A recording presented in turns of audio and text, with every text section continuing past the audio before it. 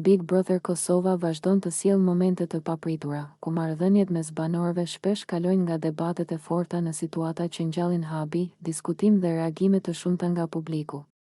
Një prej këtyre momenteve ishte edhe situata kur Klodi dhe Lundrimi puthën Elionën gjatë një bisede që po zhvilloi mes tyre brenda shtëpisë, biseda duke e qetë dhe e zakonshme, pa tensione apo përplasje, derisa situata mori një kthes të papritur.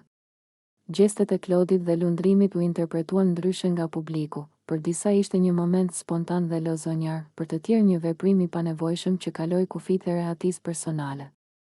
Pikërisht këto dallime në perceptim e bëjnë Big Brotherin një eksperiencë kaq të ndjekur, çdo veprim merr peshë dhe analizohet nga këndvështrime të ndryshme.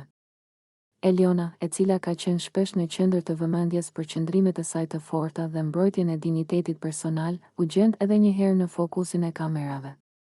Reagimi i saj u pa nga publiku si vendimtar për të kuptuar natyrën e momentit, nëse ishte thjesht një situatë shoqërore pa prapavi apo një veprim që kërkonte më shumë respekt dhe kufi të qartë. Klodi dhe Lundrimi, nga ana tjetër, janë dy banorë me qasje të ndryshme në lojë, por që shpesh përdorin humorin dhe afrimitetin për të krijuar dinamika brenda shtëpisë. Ky veprim u pa nga disa si pjesë e karakterit të tyre, ndërsa nga të tjerë si një shembull se sa e hollë është vija mes shakas dhe tejkalimit të kufive personal. Ky moment hapi diskutime të shumta edhe jashtë shtëpisë, deri ku shkon spontaniteti. A duhet çdo gjest të justifikohet me emrin e lojës?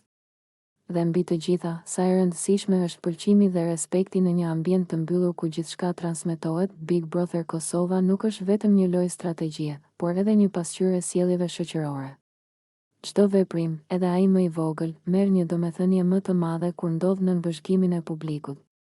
Situata mes Klodit, Lundrimit dhe Elionës Shërbe.